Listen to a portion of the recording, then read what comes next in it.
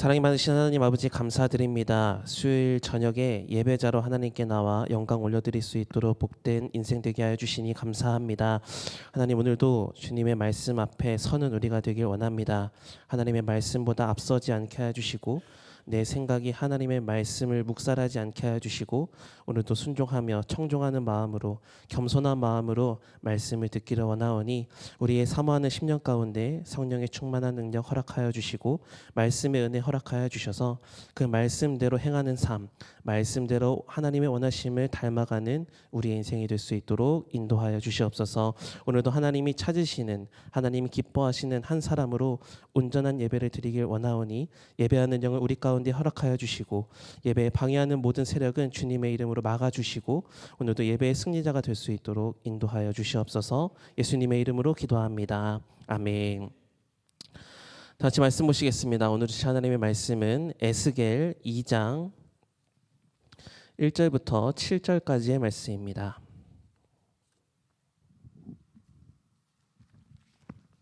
구약 1152페이지 에스겔서 2장 1절부터 7절까지의 말씀입니다.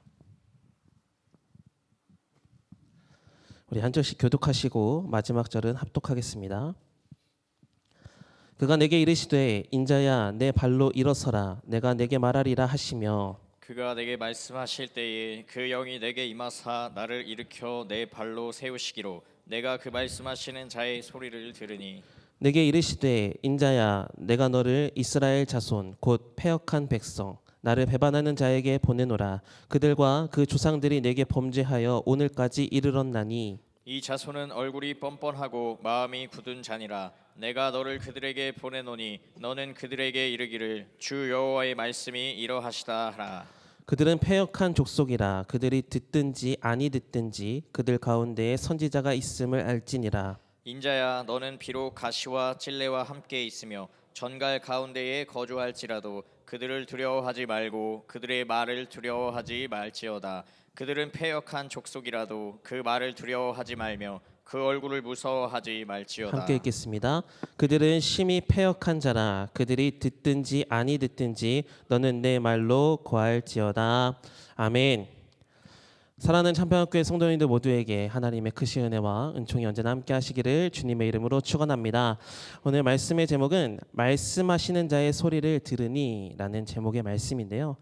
에스겔 선지자를 통해서 함께 은혜를 나누고자 합니다. 성경을 읽다 보면 또는 신앙생활을 하다 보면 간혹 우리의 삶에 또 우리의 마음에 훅 하고 들어오는 부담감을 주는 단어가 있습니다. 바로 순종입니다. 여러분 순종하라라는 말씀 많이 들어보셨죠?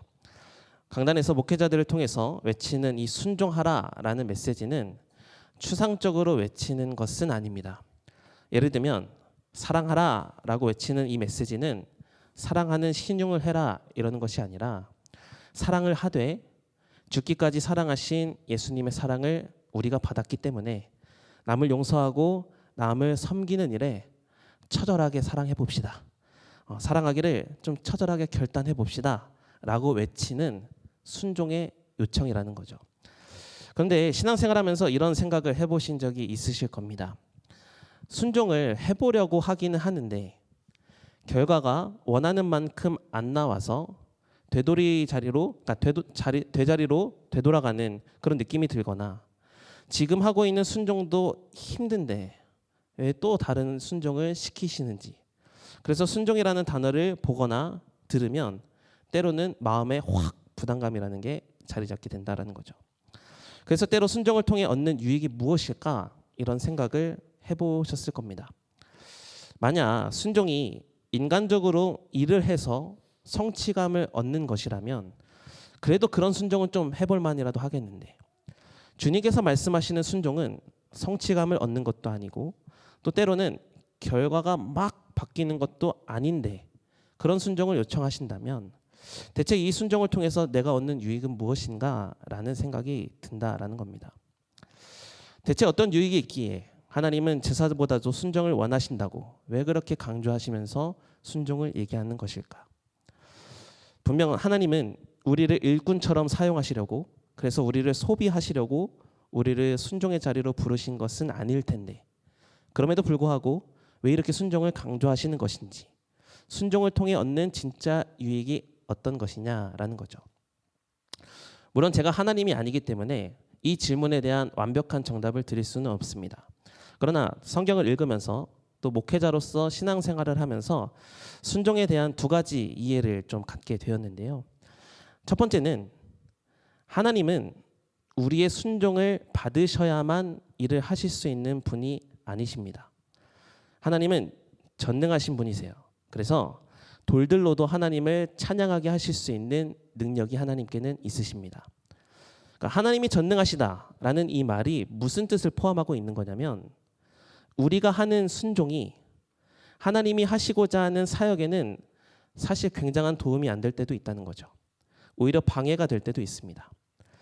왜냐하면 하나님의 능력에는 제한이 없는데 우리의 능력에는 제한이 아주 많기 때문이죠. 우리가 얼마나 고집스럽습니까? 그런 우리를 어루만지고 타이르시고 고쳐서 이런 작업을 한다는 것 자체가 굉장히 힘들고 짜증도 나실 겁니다. 그럼에도 불구하고 하나님은 모세를 광야에서 부르실 때 타이르고 때로는 기적까지 보여주시면서 함께 하기를 원하셨듯이 우리를 때로 타이르시고 때로는 부추기셔서 하나님의 사역 안으로 좀 제발 들어와라 이렇게 요청하시고 심지어는 우리로 모든 사역을 감당할 수 있는 능력과 재료들을 하나님께서 친히 준비해 놓으신 후에 숟가락만 얹어도 되듯이 순종만 하라고 요청하시는 때가 있는데 그렇게 순종을 하라고 요청하시는 이유는 우리가 그렇게 하나님께 순종하면 그 순종함으로 인해 하나님의 사역에 동참하게 되는 영광을 우리가 누릴 수 있게 된다는 거예요. 이것이 곧 하나님의 기쁨이 되는 것이고 하나님의 참 행복이 된다라는 겁니다. 왜냐하면 하나님은 당신의 사역을 혼자서 감당하시는 것보다 우리와 동역하여서 얻는 기쁨을 더 누리기를 원하시는 분이시기 때문입니다. 이 부분에 대해서는 나중에 설교할 기회가 있으면 한 번 더 전하려고 하고요. 두 번째로 순종에 대한 이해를 갖게 된 것을 오늘 포인트로 잡고 말씀을 나누려고 하는데요. 신앙생활을 하면서 깨달은 순종에 대한 이해가 무엇이냐면 순종은 순종하는 그 행위 자체가 결과가 되어야 된다는 겁니다. 다시 말씀드릴게요. 순종은 순종하는 그 행위 자체가 결과가 되어야만 합니다. 무슨 말이냐면 순종을 통해서 내가 원하는 결과값을 기대하는 게 아니라 순종 그 자체가 결과값이 되어야 된다는 거예요. 만약에 주님께서 우리에게 사랑하라 라는 말씀을 하셨다면 사랑을 하는 것까지가 순종의 결과인 거예요. 그러나 사랑이라는 순종을 하게 될 때 그 상대방에 대한 기대를 갖기 마련이잖아요. 때로 저 사람이 내가 사랑하면 변할 거다. 사랑해서 용서를 요청하면 저 사람이 들어줄 거다. 그런 기대를 하면서 순종을 하려고 하는 것은 온전한 순종이 되지 못한다라는 겁니다. 만약에 내가 기대하는 반응을 설정해 놓고 순종을 했는데 순종에 대한 기대값이 내가 생각하는 것과 다르다면 아마 우리는 다음번에 온전한 순종을 할 수 없을 겁니다. 왜냐하면 거절되었던 마음, 반대되었던 마음이 순종 앞으로 자리 잡기 때문에 그래서 다음에 같은 순종이 오면 온전한 마음으로 순종할 수 없을 거예요. 이는 창세기의 에덴 동산 이야기를 통해서도 알 수 있습니다. 하나님은 에덴 동산 중앙에 있던 선악과를 분명 먹지도 말고 만지지도 말라 이렇게 분명 말씀하셨습니다. 그러나 이 명령을 순종하지 않은 것이 온 인류의 죄의 시작이 되었습니다. 그래서 물론 아담과 하와의 보여지는 행위를 통해서 살펴보면 하나님이 먹지 말라라는 이 선악과를 먹었다라는 불순종이 보입니다. 그러나 그 불순종의 내용을 조금 깊이 들여다보면 사탄은 선악과를 먹은 이후에 하나님과 같이 될 것이다 라는 이 허상적인 기대를 하와에게 심어주었고 하와는 그러한 사탄의 소리를 듣고서 선악과 먹은 이후의 삶을 더 기대하기를 시작했고 그래서 그 사탄의 말에 순종을 했는데 그 결과가 어떻게 됐어요? 사탄이 들려준 대로 되지 않았죠. 선악과를 먹자 하나님처럼 될 줄 알았던 하와는 하나님처럼 되지 못했고 오히려 죄가 들어왔고 죽음이 들어왔죠. 그래서 성경은 자기가 원하는 결과값을 정해놓고 순종하지 말 것을 성경의 초반에서부터 강조하고 있습니다. 죄의 시작이 바로 잘못된 순종으로부터 시작되었기 때문입니다. 이것을 반대로 얘기하면 하나님은 하나님의 말씀대로 하는 순종, 그리고 그런 결과는 하나님의 영역에 맡겨드리고 말씀하신 만큼만 하는 순종을 올바른 순종이다라고 말씀하십니다. 그리고 순종에 대한 부담감을 느꼈다라는 것을 만약에 여러분들이 생각해 볼 때 내가 원하는 기대값이 있었기 때문은 아니었는지 한번 점검해 봐야 된다라는 겁니다. 하나님은 순종의 결과, 또 순종의 열매, 순종의 성취의 여부를 놓고 인생의 성공 기준을 평가하시는 분이 아니십니다. 우리 하나님은 자신의 뜻대로 살아가는 삶이 하나님이 우리에게 원하시는 삶이다라고 말씀하고 계십니다. 순종을 통한 내가 원하는 기대값이 채워지지 않더라도 하나님의 원하심을 이루어 드린다면 그 인생은 잘 산 인생이고요. 반대로 내가 원하는 기대값이 잘 채워졌더라도 그 순종이 하나님의 원하심이 아니었다면 그 순종은 잘못된 겁니다. 이러한 이야기는 사울과 사무엘의 이야기를 통해서 잘 알고 있지 않습니까? 아말렉 족속과 재산을 진멸하라라는 하나님의 말씀을 거역하고 하나님께 드릴 좋은 재산을 남겨둘 좋은 노예들을 남겨둔 사울에게 사무엘상 15장 22절에서 사무엘은 이렇게 얘기하지 않습니까? 우리 한번 읽어보겠습니다. 사무엘상 15장 22절입니다.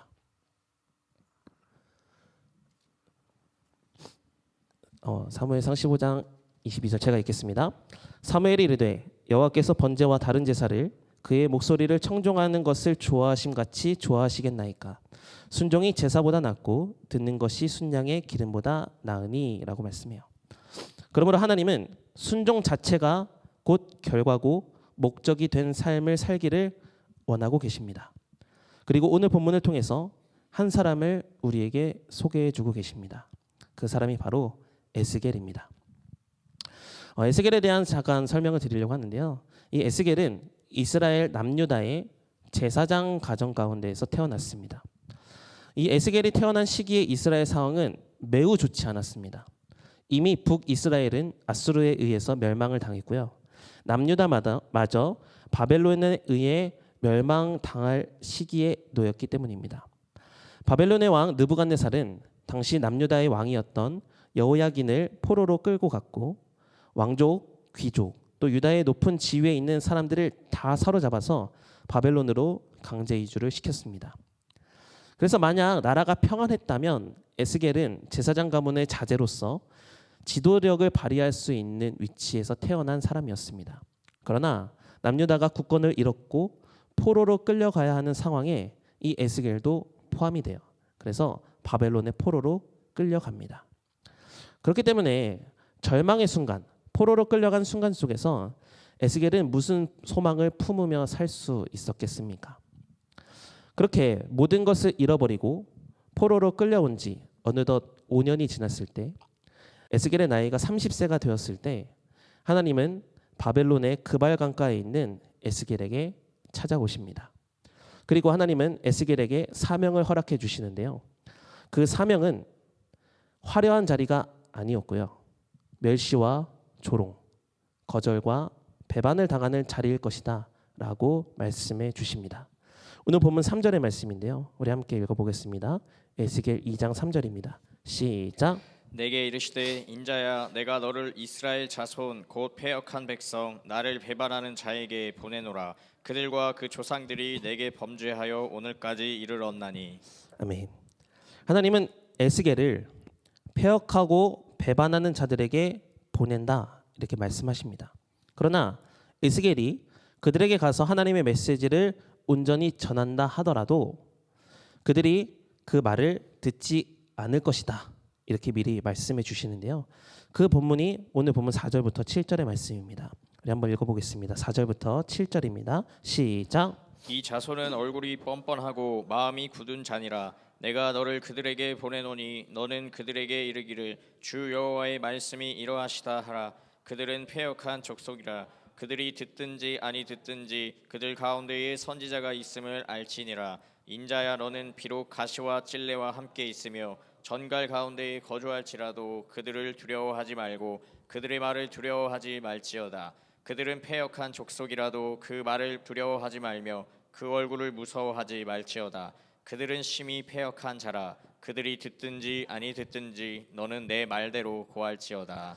아멘. 하나님은 이스라엘 백성들이 돌이키기를 원하시지만 백성들이 그렇게 반응하지 않을 것을 이미 알고 계셨습니다. 그럼에도 불구하고 하나님의 말씀을 듣지 않는 그들에게로 에스겔 선지자를 보내시려고 하나님은 친히 찾아오셨고 그를 사명의 자리로 부르셨습니다. 그렇다면 하나님의 뜻은 무엇이었을까요? 하나님은 하나님의 뜻대로 살아가는 한 사람이 있다라는 이 사실만이라도 이스라엘 가운데 알리고 싶어 하셨습니다. 그리고 궁극적으로는 한 사람이라도 내 말에 순종하면 내가 그들을 버리지 않을 것이다 라는 이 소망의 메시지를 전달해 주기 위함이었습니다. 이것이 에스겔 선지자를 부르신 이유입니다. 그렇게 하나님의 뜻대로 살아가려는 한 사람, 그 한 사람을 세우시기 위해 하나님은 당신의 말씀을 듣지 않는 이 세대 가운데에서 포로로 잡혀가 있던 에스겔에게 찾아가셨고 하나님의 말씀을 들리게 하셨고 그를 사명의 자리로 나아가도록 순종을 요청하셨던 것입니다. 자, 그렇다면 이제 에스겔의 입장에서 한번 생각을 해보려고 합니다. 하나님께서 에스겔에게 찾아오셨어요. 그러니까 자신에게 찾아오셔서 사명자로 불러주셨습니다. 근데 불러주시긴 했는데 자신이 감당해야 할 사역이 하나님의 말씀대로 열매가 없는 사역이 될 것이다.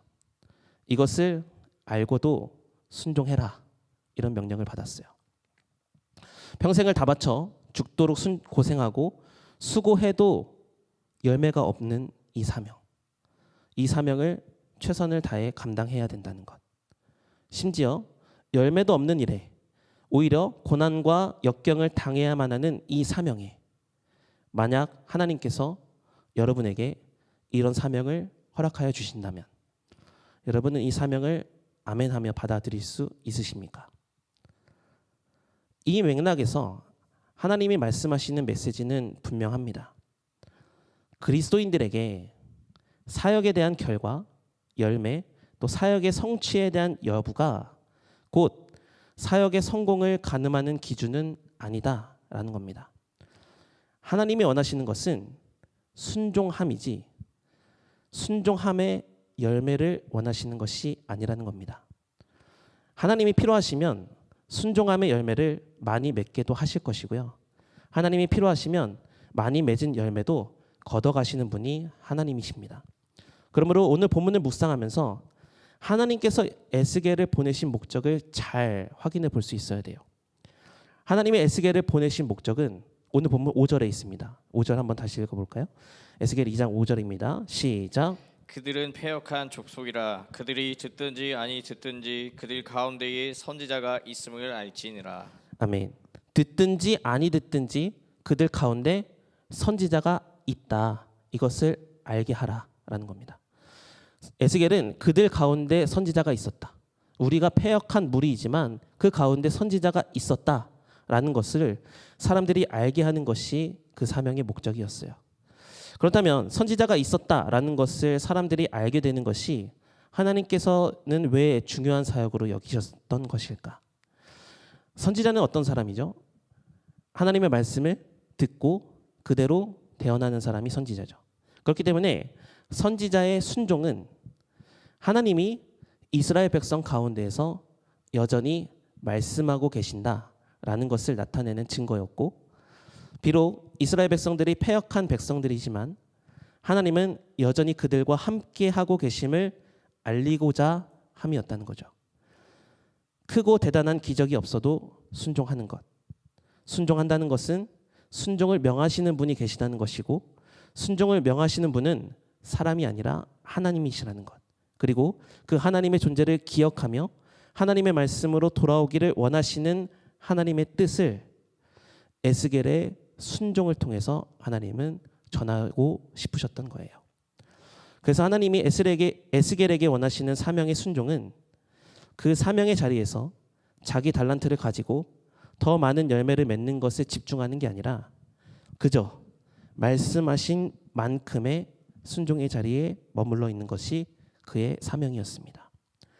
단지 하나님의 말씀을 듣고 그 말씀대로만 순종했을 뿐인데 그 순종함만으로 하나님을 기쁘시게 하는 사람이 되었다는 것을 이 패역한 백성들에게 알려주시고자 하는 하나님의 분명한 뜻이 있었다라는 것이죠. 여러분, 순종 자체로 목적된 삶을 사는 것, 이것은 에스겔에만 주신 사명은 아니라고 생각합니다. 오늘 우리가 살아가는 세상 역시도 심히 패역한 세상입니다. 정직하게 살려고 하는 우리를 어리석다고 말하는 세상이며 의롭게 살려고 하는 우리에게 불의를 더 가져다 주는 공동체가 바로 세상이죠. 그러나 우리가 이러한 패역한 세상, 불의한 세상의 보냄을 받은 이유는 하나님의 말씀대로 살아가는 단 한 사람, 순종함으로 하나님을 기쁘시게 하는 한 사람으로 살기를 원하시는 하나님의 원하심이 있기 때문에 우리를 이곳으로 보내신 줄 믿습니다. 그러므로 바라기는 순종의 길을 포기하시지 마시기 바랍니다. 우리가 기대하는 열매를 보지 못하더라도 현실 앞에서 좌절하고 실망하는 일이 많다 하더라도 열매는 철저하게 하나님의 영역입니다. 그래서 고린도전서 3장 7절에서 바울은 이렇게 고백합니다. 함께 읽어볼까요? 시작. 그런즉 심는 이나 물 주는 이는 아무것도 아니로되 오직 자라게 하시는 이는 하나님뿐이니라. 아멘. 심는 자와 물 주는 자는 사람일 수 있지만 그것을 자라게 하고 열매를 맺게 하는 분은 오직 하나님이십니다. 이 말을 다르게 표현한다면 내가 원하는 기대값을 이루는 삶보다 내가 원하는 기대값을 이루기 위해 최선을 다하는 것보다 하나님께 순종하며 살아가는 내 모습 그 자체를 하나님께 보여드리는 것이 하나님의 진정한 기쁨이 되고 그것이 곧 열매일 수 있다라는 것이죠. 만약 하나님께서 우리에게 사명을 주시고 그 사명에 합당한 열매를 맺게 하시려 하셨다면 그에 따른 능력도 분명히 주셨을 겁니다. 시험도 감당할 시험밖에는 주시지 않듯이 사명도 감당할 사명을 주시되 감당할 능력도 함께 주시기 때문입니다. 그러나 우리의 삶이 순종함 그 자체가 사명이라면 능력은 그렇게 중요한 것은 아닙니다. 여기에서 많은 그리스도인들이 순종에 대한 부담감을 느끼는 것 같아요. 우리는 사명을 감당하되 좀 하나님의 능력을 받아서 하나님이 역사하셔서 하나님의 능력으로 인한 열매를 맺기를 원하지만 하나님은 오히려 주신 사명을 우리가 온전히 감당하기를 기다리고 계십니다. 우리는 사명을 이룰 수 있는 능력을 소망하지만 하나님은 순종 그 자체를 먼저 사명으로 보십니다. 우리는 사명을 통해 드러나는 열매를 더 기대하지만 하나님이 기대하시는 열매는 순종하는 우리의 모습 그 자체입니다. 그러므로 우리 모두는 많은 열매를 꿈꾸기보다 하나님이 기대하시는 모습으로 살아가기를 힘쓸 수 있기를 바랍니다. 우리의 기준에서 수십, 수백, 수천 가지의 사역의 열매를 맺는 큰 사람과 단 하나의 말씀을 온전히 순종하는 작은 사람은 그 상급과 열매가 다르다라고 생각할진 모르겠지만 하나님의 기준에서 보면 100가지의 순종함과 한 가지의 순종함은 같은 열매로 보세요. 그래서 마태복음 20장에서 예수님께서 포도원의 품꾼들 비유를 하실 때 이른 아침에 데려온 품꾼들의 품삯과 11시에 데려온 품꾼들의 품삯을 같게 여겨주셨는데 품꾼들이 기대했던 것은 자신들이 더 열심히 순종한 것에 대한 보상을 더 기대했지만 주인 대신 예수님께서 원하셨던 것은 그저 주인의 일에 순종함으로 참여하는 것이 기쁨이다 라고 말씀하셨습니다. 순종함으로 주님의 일에 동참하는 것이 우리에게는 가장 복된 일이고 하나님이 보시기에는 가장 기뻐하시는 일이 되는 것임을 믿으시기 바랍니다. 사랑하는 성도 여러분, 우리 모두는 많은 열매를 꿈꾸기보다 하나님이 기대하신 모습으로 살아가기를 꿈꿀 수 있기를 바랍니다. 하나님은 오늘도 그런 순종하는 한 사람을 찾고 계십니다.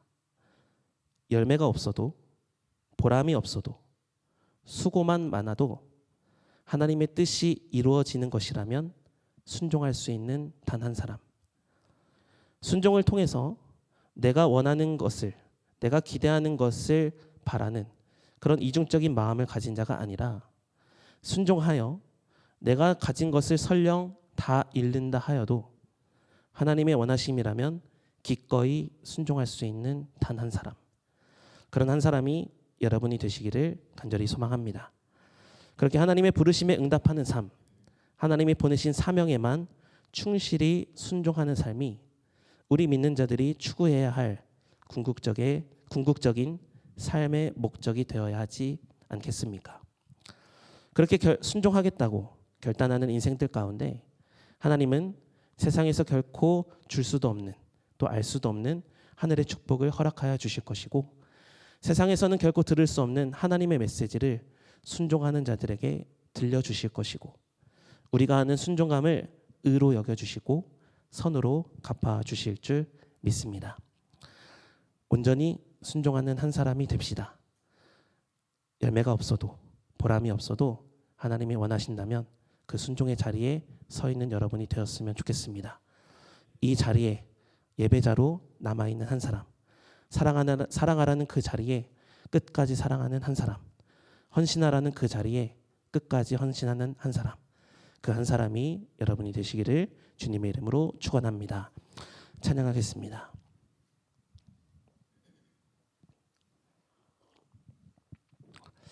주를 위한 이곳에 라는 찬양을 하려고 하는데요. 하나님께서 우리에게 원하시는 것은 순종함 그 자체입니다. 그런데 우리는 순종 이외의 것을 얻으려고 하는 이기적인 모습이 더 많았기 때문에 순종에 대한 부담감을 느끼게 되지는 않았는가, 오늘 말씀을 기록하면서 묵상해 보았습니다. 이 말씀을 기록하면서 옛날 복음성가 중에 이런 가사가 있는 찬양이 떠올랐습니다. 불 속에라도 들어가서 세상에 널리 전하리 주의 사랑을. 불 속에 들어가는 것은 무엇일까요? 내가 원하는 것은 아니겠죠. 그러나 그 자리가 주님이 원하시는 자리라면 그곳에 서 있는 그 사람이 나였으면 좋겠다. 마찬가지로 주님께서 찾으시는 한 사람, 주님이 원하시는 자리에 순종하겠다고 결단하는 그 한 사람이 저와 여러분이 되었으면 좋겠습니다. 주님이 원하시는 자리에 서 있는 순종하는 한 사람이 되게 해달라고 우리 함께 찬양하고 기도하며 나아가겠습니다.